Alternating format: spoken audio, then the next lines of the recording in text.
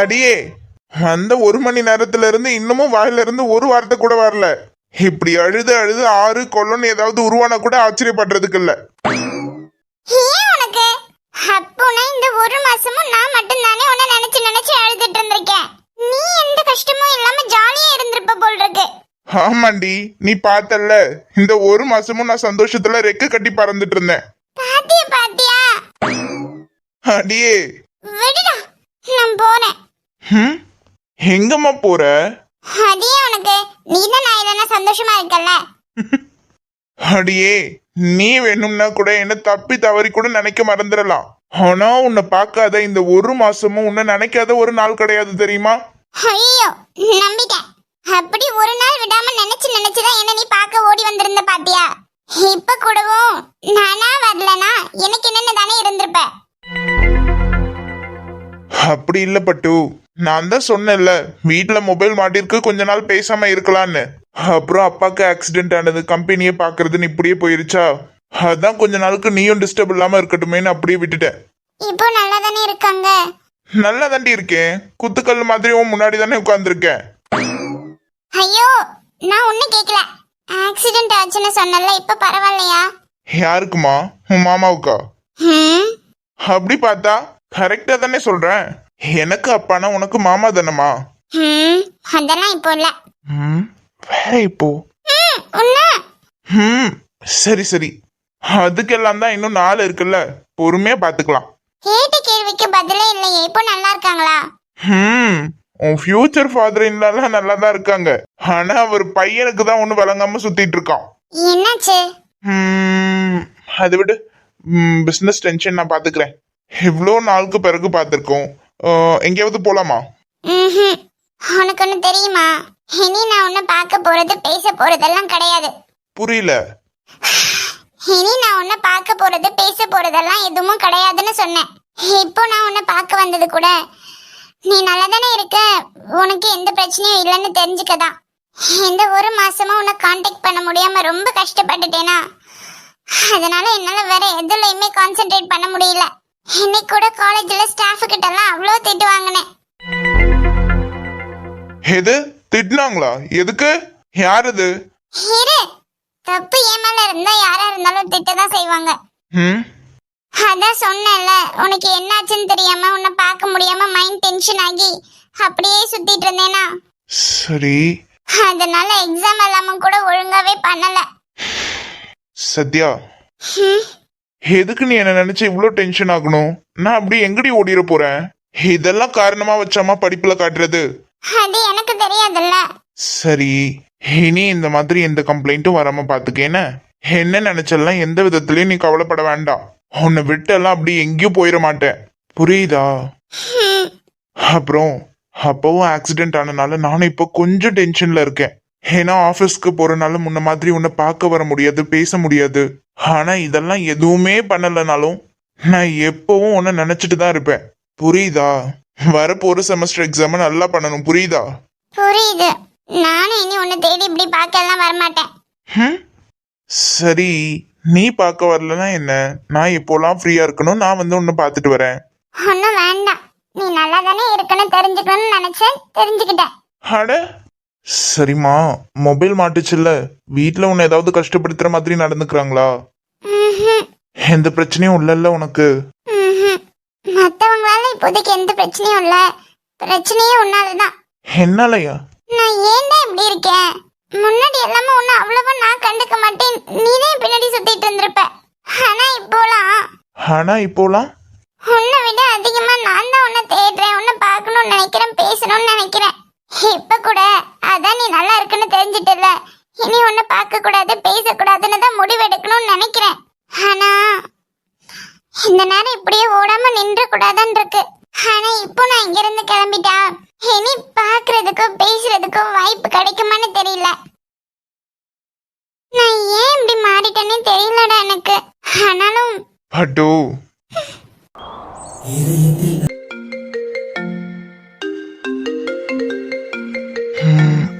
ரேவதி மேமா? Hello Sivaraman. Ma'am சொல்லுங்க ma'am, எப்படி இருக்கீங்க? யா ஃபைன், நீ எப்படி இருக்க? நானும் ரொம்ப நல்லா இருக்கேன் மேம். கல்யாணம் ஆயிருச்சுன்னு கேள்விப்பட்டேன். கங்க்ராட்ஸ்பா. Thank you ma'am. ஒன்றும் இல்லை சிவராமன், ஒரு முக்கியமான விஷயமா பேசணும்னு தான் கால் பண்ணேன். எங்கே இருக்க? ஆஃபீஸில் தான் மேம் இருக்கேன். இதோ இப்போ வீட்டுக்கு கிளம்பிடுவேன். ஃப்ரீ தான் மேம், சொல்லுங்க. ஒன்றும் இல்லை சிவராமன், சத்யபிரியா உன்னோட ஓன் பிரதரோட பொண்ணு தானே? ஆமாம் மேம், சத்யபிரியா ஏன் அண்ணன் பொண்ணு தான். அவளும் நம்ம காலேஜில் தான் மேம் படிக்கிறா. அவள் உங்களுக்கு தெரிஞ்சிருக்கு போல் இருக்கே. ஆமாம் சிவராமன், சத்யபிரியா என் ஸ்டூடெண்ட் தான். சொல்ல போனால் அவங்க ஃபர்ஸ்ட் இயர் கிளாஸுக்கு இன்சார்ஜ் கூட நான் தான். ஒன்றும் இல்லை சிவராமன், இப்போ கூட அவளை பற்றி பேசுறதுக்கு தான் கால் பண்ணேன். சத்யாவை பத்தியா? சொல்லுங்க மேம். உன் அண்ணன் பொண்ணு நல்லா படிக்கிற பொண்ணு சிவராமன். ஃபர்ஸ்ட் செமஸ்டருக்கு அவளுக்கு நான் தானே இன்சார்ஜ். முன்னாடி எல்லாம் படிக்கிறதுல அவளோட பெர்ஃபார்மன்ஸ் அவ்வளோ நல்லா இருந்துச்சு. ஆனா இப்போலாம் அவ முன்னாடி மாதிரி ஆக்டிவாவும் இருக்கிறதுல அந்த அளவுக்கு படிப்புல இன்ட்ரெஸ்ட் இருக்க மாதிரியும் தெரியல. மேம் என்ன மேம் சொல்றீங்க? இல்ல சிவராமன், நல்லா படிச்சிட்டு இருந்த பொண்ணு திடீர்னு அவங்க ஆக்டிவிட்டிஸ் எல்லாம் வேற மாதிரி மாறும்போது நமக்கு தெரியுதுல்ல. அதுவும் இல்லாம எனக்கு நல்ல தெரிஞ்ச ஸ்டூடெண்டோட அண்ணன் பொண்ணுன்னு இருக்கும்போது அவளுக்கு என்ன ப்ராப்ளம், வீட்டில் ஏதாவது பிரச்சனையா இல்லை பர்சனலாக ஏதாவது ப்ராப்ளமானு தெரிஞ்சுக்கணும்னு நினச்சேன். சொல்ல போனால் எனக்கே ஷாக்கிங்காக தான் போயிருக்கு. இந்த வாட்டி மாடல் எக்ஸாம் பேப்பரில் 5 மார்க்குக்கு மேலே தாண்டலை.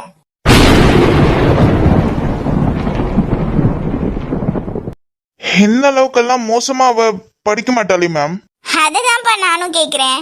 எவ்வளோ அளவுக்கு நல்லா படிச்சுட்டு இருந்த பொண்ணு திடீர்னு இப்படி டல் ஆயிட்டானா? அதுவும் இல்லாமல் அவள் அங்கங்கே காலேஜ் கேம்பஸில் அடிக்கடி உட்காந்து அழறதையும் நான் பார்த்துருக்கேன். முன்ன மாதிரி ஃப்ரெண்ட்ஸ் கூடலாம் இப்போ அவ்வளோவா பேசுறதும் கிடையாது. எல்லாரையும் விட்டு தள்ளி இருக்க மாதிரி கிளாஸ்லையும் தனியாக உட்காந்துருக்கா. அதான் நல்லா படிக்கிற பொண்ணாச்சே, அதுவும் உன்னோட அண்ணன் பொண்ணா. அதான் ஃபேமிலிக்குள்ளே ஏதாவது ப்ராப்ளம் இருந்தால் அதனால அவள் ஏதாவது அஃபெக்ட் ஆகியிருப்பாளோன்னு தான். மேம் சச்சே, ஃபேமிலிக்குள்ளலாம் அந்த மாதிரியெல்லாம் எதுவும் ப்ராப்ளம்லாம் இல்லை மேம். வீட்டில் இன்னுமே 2 அண்ணன் பசங்க இருக்காங்க. சொல்ல போனால் பப்ளிக் எக்ஸாமுக்கு ரெடி ஆகிட்டு இருக்காங்க. படிக்கிறதுக்கு எல்லாமெல்லாம் எந்த பிரச்சனையும் இருக்காது மேம். ஓ அப்படியா? சரி சிவராமன், நீ அவளை கொஞ்சம் கேர் எடுத்து பார்த்துக்க. ஒருவேளை வேற ஏதாவது ப்ராப்ளமா என்னன்னு தெரியல, நீ கொஞ்சம் என்னன்னு பாருத. கண்டிப்பாக மேம், நான் என்னன்னு பார்க்குறேன். சத்யா இப்போ பக்கத்துலேயே இருக்கா? இல்ல சிவராமன், இன்னைக்கு காலேஜ் ஆஃப் டேவோட முடிஞ்சிருச்சு. டிபார்ட்மெண்ட்ல ஸ்டாஃப் மீட்டிங் இருக்கா, அதனால காலேஜ் இன்னைக்கு ஆஃப் டேவோட முடிஞ்சிருச்சு. பசங்க எல்லாரும் இந்நேரம் வீட்டுக்கு கிளம்பியிருப்பாங்க. ஓ அப்படியா மேம், சரி தேங்க்ஸ் மேம் இந்த இன்ஃபர்மேஷனுக்கு. நான் என்னன்னு பார்க்குறேன். ஓகேப்பா, வச்சிடுறேன்.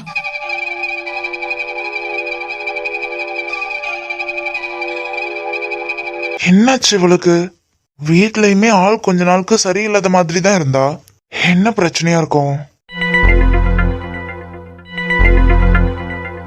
சொல்லுங்க குட்டி. ஐஷு, சத்யா என்ன பண்ணிட்டு இருக்கா? சத்யாவா? சத்யா இன்னும் காலேஜ் முடிஞ்சு வீட்டுக்கு வரலையே குட்டி. மணி இப்பதானே 5 ஆக போகுது. இனிமேதான் அவ வீட்டுக்கு வருவா. என்னது, சத்யா இன்னும் வீட்டுக்கு வரலையா? இல்ல இல்ல ஐஷு, சத்யா வீட்டுக்கு வந்தது உனக்கு தெரியாம கூட இருக்கலாம். நீ அவ ரூம்ல இருக்காளான்னு செக் பண்ணிட்டு வா. ஐயோ என்ன குட்டி, நான் மதியத்துல இருந்து இங்க வாசல்ல தானே இருக்கேன். இன்னும் சத்யா வீட்டுக்கு வரல. அதுவும் இல்லாம இதுக்கப்புறம் தானே அவளுக்கு காலேஜ் முடியற நேரம். ஆமா, இப்போ நீங்க எங்க இருக்கீங்க? ஏன் திடீர்னு சத்யா வீட்டுக்கு வந்துட்டாரா வரலையான்னு கால் பண்ணி கேட்டுட்டு இருக்கீங்க? அது நான் இங்க பாலத்துக்கிட்ட நின்னுட்டு இருக்கேன் ஐஷு. அதான் சத்யா வீட்டுக்கு வந்திருப்பாளா இல்ல அவளை போய் பிக்கப் பண்ணிட்டு வரலாமான்னு கேக்குறதுக்கு தான் கால் பண்ணேன். அப்படியா? இன்னும் வீட்டுக்கு வரல குட்டி. நீங்க அவளை கூட்டிட்டே வந்துருங்க கையோட. சரிம்மா, நான் பாக்குறேன். நீ வை. என்னதான் நடக்குது? மேம் என்னடா கால் பண்ணி இப்படி சொல்றாங்க. மதியத்தோட காலேஜும் முடிஞ்சிருக்கு, இந்நேரம் வீட்டுக்கு போலன்னா என்னன்னு ஒன்றும் புரியலையே.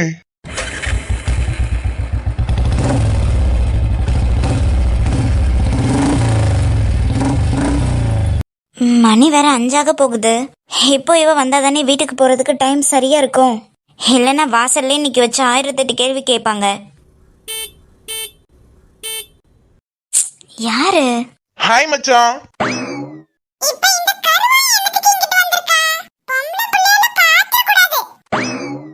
ஹலோ மச்சான்.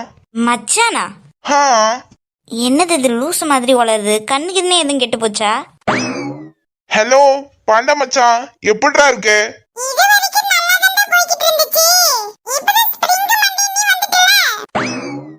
என்னங்க நாய்க்குட்டிய போய் மச்சாங்கிறீங்க? ஐயோ பரங்கி மண்டை, அது அப்படி இல்ல.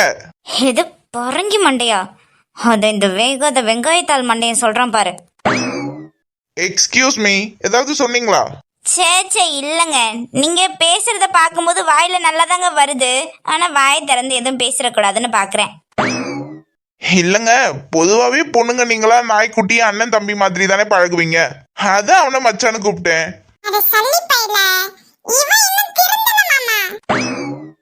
என்னது? சும்மா சொன்னீங்க. நமக்கெல்லாம் ஆளு செட் ஆயிருச்சுங்க. அப்படியா? பாவம். சே ஆமாங்க, பாவம் தான். இன்னும் நீங்க சிங்கிளாவே இருக்கீங்க பாத்தீங்களா? நான் என்ன நினைச்சு பாவப்படலைங்க. பாவம் உங்ககிட்ட மாட்டிருக்க அந்த அப்பாவி பிள்ளை யாருன்னு நினைச்சு பாவப்பட்டேன். சரி விடுங்கங்க, உங்ககிட்ட பேசிட்டு இருந்தா என்னமோ லூசு மாதிரி பேசிக்கிட்டு இருப்பீங்க. அடிங்க. ஆமா, இந்த அண்டா பையன் இங்க இருக்கிறத பார்த்தா என் நண்பன் இங்கதான் எங்கேயோ இருக்கான் போலவே.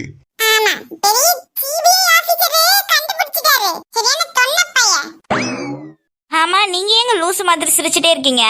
அது என்னவோ தெரியலங்க, காதல் நமக்குள்ள வந்ததுக்கு அப்புறம். நமக்குள்ளயா? இல்லங்க, எனக்குள்ள. வாயெல்லாம் கூடவும் பூட்டு போட்டு போட்டு நினைச்சாலும் முடியலங்க. ஜிப்பு திறந்து விட்ட மாதிரி ஈனு போயிடுது. முகம் எல்லாமும் கூட 100 டன்னுக்கு ஃபேர் அண்ட் லவ்லி போட்ட மாதிரி பிரைட் ஆகிருது. பத்தாததுக்கெல்லாம் இப்பெல்லாம் கூட பசிக்கவே மாட்டேங்குதுங்க. பாருங்க, நான் முத உங்களை தான் அப்ரோச் பண்ணேன். பாவம் அன்லக்கி கேர்ள், நீங்க ஒத்துக்காம போயிட்டீங்க. ஐயோ, நான் என்ன நீங்க வந்து மாட்டணும். சை, இதெல்லாம் கேட்க வேண்டியதா இருக்கு. இப்போ நான் எப்படி சந்தோஷமா ஒரு பொண்ணை லவ் பண்ணி சுத்திட்டு இருக்கிறத பார்த்து ஃபீல் பண்றீங்க போல. இந்த இடிவா எனக்கு என்ன மனசுல மன்மதன்னு நினைப்போ? சை, நான் நினைச்சு கூட பார்த்தது இல்ல. இது என்னன்னு உளறிட்டு இருக்கு பாரு. சரிங்க விடுங்கங்க, என்ன மாதிரி ரொம்ப நல்ல பையனா கிடைக்கலனாலும் ஏதோ சுமாரான பையனா கிடைப்பான்.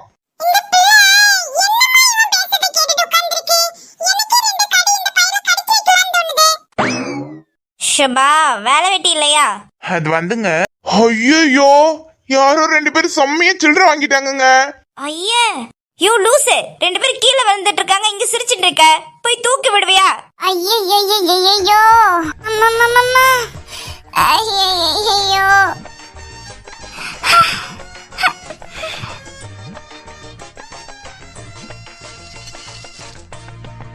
அறிவு இருக்கா? பார்த்து வரணும் தெரியாதா? இப்படி வந்து மோதி கீழே தள்ளிட்டியே. என்னம்மா நீ மூளை சத்த மாதிரி பேசுற? உன் மூளைய மண்டைக்குள்ளதான் வச்சிருக்கியா இல்ல கறி கடைக்கு கொடுத்துட்டு வந்திருக்கியா? பப்பர் பேன நட் ரோட்ல நின்னுக்கிட்டு இருந்தனா விட்டு ஏத்தாம வண்டிக்கு ஹார்ன் ஒன்னு இருக்கும்ல, அதை அடிச்சு தொலை வேண்டியதானே. ஐயோ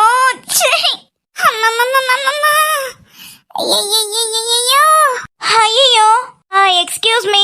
யாரவ? ஆமா, தூரத்துல இருந்து பாக்கும்போது இங்க 2 பேருக்கு ஆக்சிடென்ட் நடந்த மாதிரி இருந்துச்சு. ஆமா, அவங்க எங்க? நல்லா இருக்காங்களா? ஆம்புலன்ஸ் வந்து அவங்கள கூட்டிட்டு போயிருச்சா? எங்களை பார்த்தா அப்ப உனக்கு எப்படிமா தெரியுது?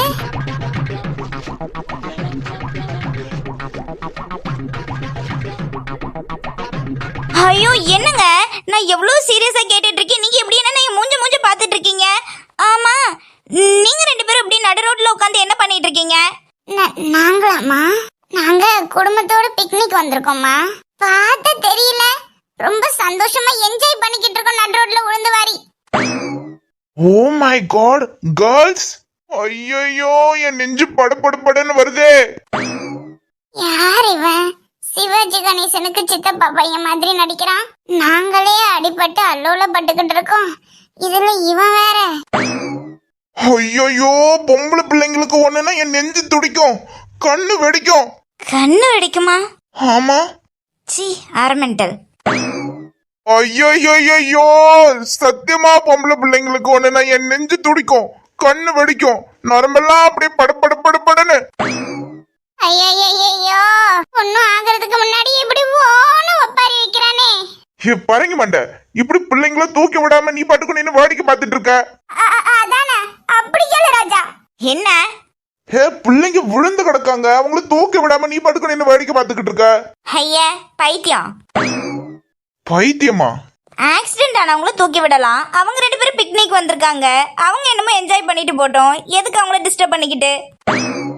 அடி சண்டால பாவி, என்னன்னு நான் என்னது ஒரு வார்த்தைக்கு பிக்னிக் வந்திருக்கேன்னு சொல்லிவிட்டேன்.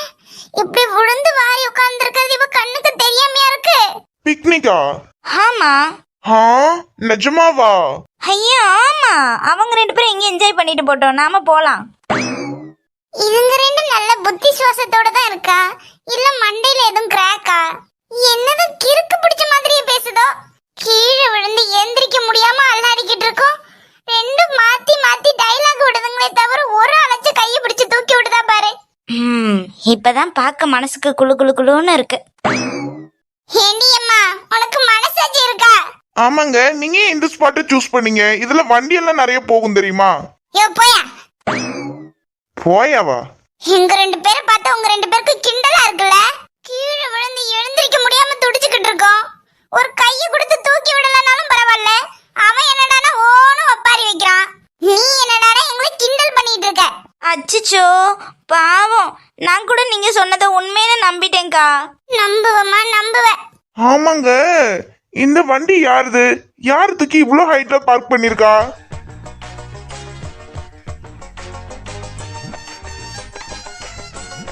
அட ஆமா, நானும் இப்பதான் கவனிக்கிறேன். இந்த வண்டி இந்த அக்காவதா தான் இருக்கும். பிக்னிக் வந்திருக்காங்க பாத்தீங்களா? வண்டியெல்லாம் போயிட்டு வர ரோடு வேற, அதான் பத்திரமா இருக்கட்டும்னு அங்க தூக்கி பார்க் பண்ணிருக்காங்க போல. ஓ அப்படியா? இருக்கும் இருக்கும். இந்த பிள்ளைக்கு வாயை பார்த்தா தூக்கி நிப்பாட்டுற ஆள் மாதிரி தான் இருக்கு. இது என்னன்னு ரெண்டு மெண்டலா? அடிச்ச அடியில தானா போய் வண்டி மேல உட்கார்ந்திருக்கு. இது ரெண்டு மூளை எங்கேயோ கழட்டி போட்டுட்டு வந்த மாதிரி பேசிக்கிட்டு இருக்குங்க. இந்தா கிறுக்கோலா. ஏன் இந்த புள்ள ஒரு மாதிரி அலறுது? அது வெயில்ல ஏதோ மண்டை கலங்கிருக்கும்னு நினைக்கிறேன். சோ பாவம்ல.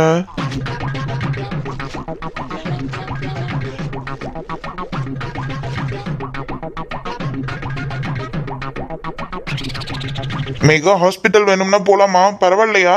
இல்ல பரவாயில்ல விஜய். ரொம்ப அடியோ? ஆனா ஆமா மச்சான், செம்ம சொல்ற. நீ எங்க இருந்துடா வந்த திடீர்னு?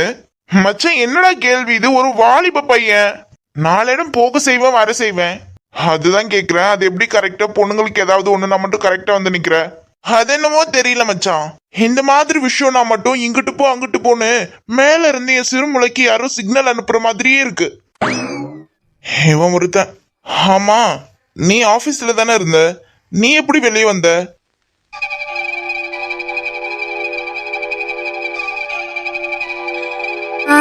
அது அது வந்து அது ரொம்ப யோசிக்கிறத பார்த்தா சரியான கேடியா இருப்பா போல் இருக்கு.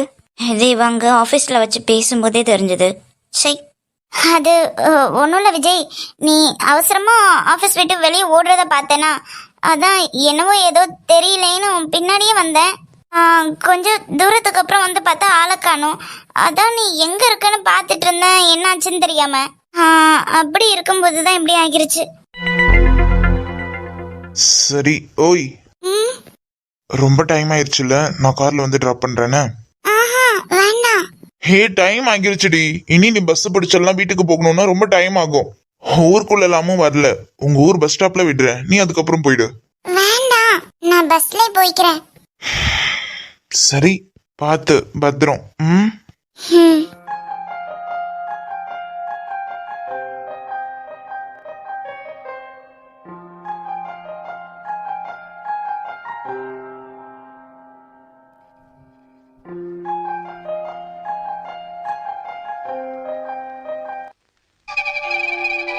மாமா, இப்ப எப்படி இருக்கீங்க? பரவாயில்ல தானே?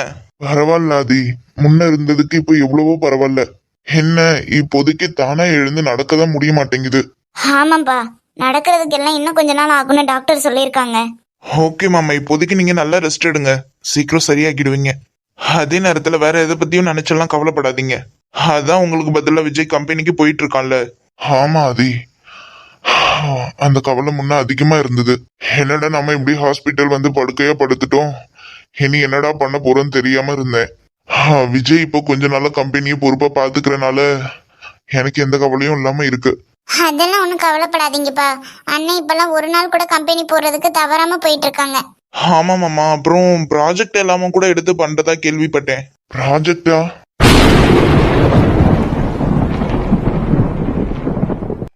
இப்ப எந்த ப்ராஜெக்டும் புதுசா எடுக்கலையப்பா. என்ன மாமா சொல்றீங்க? ஓ மதி,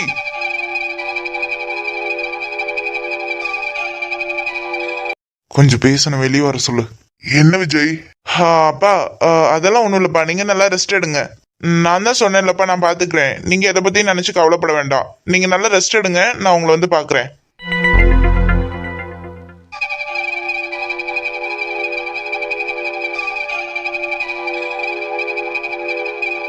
மதி, அண்ணா அப்பா கிட்ட டெண்டர்ல சைன் பண்ணி புது ப்ராஜெக்ட் எடுத்து பண்றத பத்தி எல்லாம் எதுவும் பேச வேண்டாம்னு சொல்லு.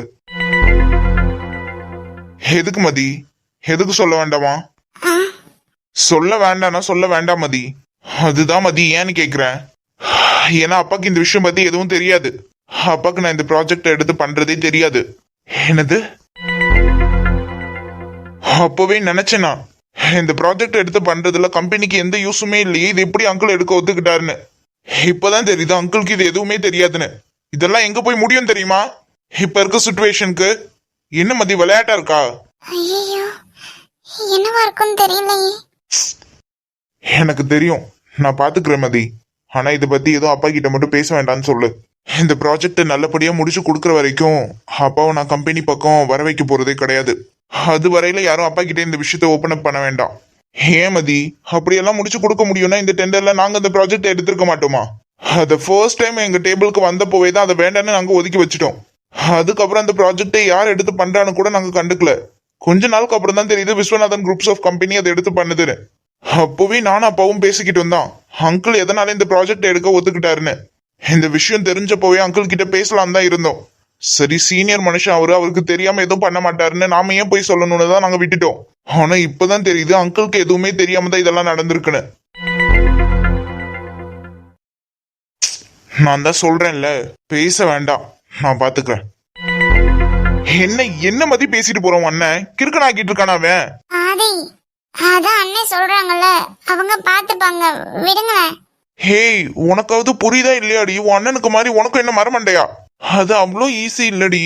விடுங்க அது அண்ணா பாத்துப்பாங்க. என்னவோ பண்ணிட்டுண்டி, நாளைக்கு ஏதாவது பிரச்சனைன்னு வந்தாதான் தெரியும்.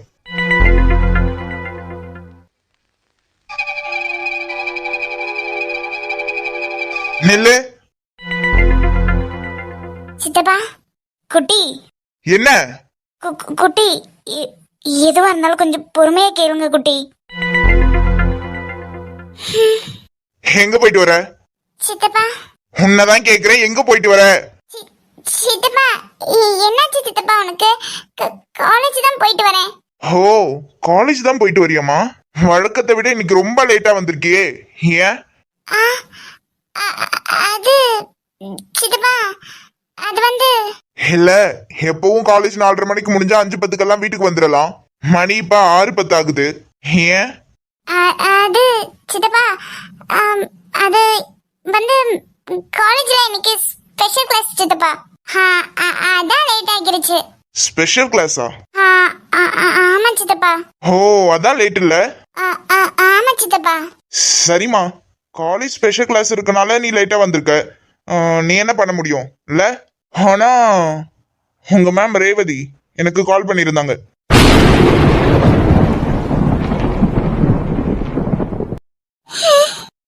சித்தப்பா ரொம்ப நல்லா படிக்கிறியாமே, மாடல் எக்ஸாம்ல ரொம்ப நல்லா இருக்காமே உன் பெர்ஃபார்மன்ஸ். இதே மாதிரி செமஸ்டர்லயும் இருந்தா சூப்பர். காலேஜ் உனக்கு மதியம் 12:30 மணியோடய முடிஞ்சிருக்கு. ஆனா நீ வீட்டுக்கு எப்பவும் வர நேரத்தையும் தாண்டி இன்னைக்கு லேட்டா தான் வந்திருக்க. கேட்ட ஸ்பெஷல் கிளாஸ்னு பொய் வேற. எங்க போயிட்டு வர? சித்தப்பா அது வந்து பொய் சொல்லணும்னு மட்டும் நினைக்காத. எங்க போயிட்டு வந்த?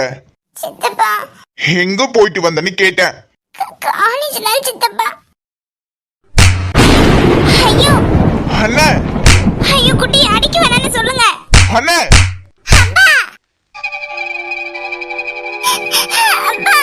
உன்னை காலேஜுக்கு படிக்க அனுப்பிச்சா நீ எவனோ ஒருத்தன் கூட ரோட்ல சுத்தி திரிஞ்சிட்டு இருக்க. கொன்னால பார்த்த பிறகு நீ சொல்றது கேட்கறதுக்கு நான் என்ன பைத்தியக்காரனா? பொம்பளை பிள்ளையாச்சு படிக்கணுமே காலேஜ் பக்கம் அனுப்பி வச்சா இப்படி எவன் கூடயே சுத்தி என் மானத்தை வாங்கிட்டு வந்து நிக்கிற.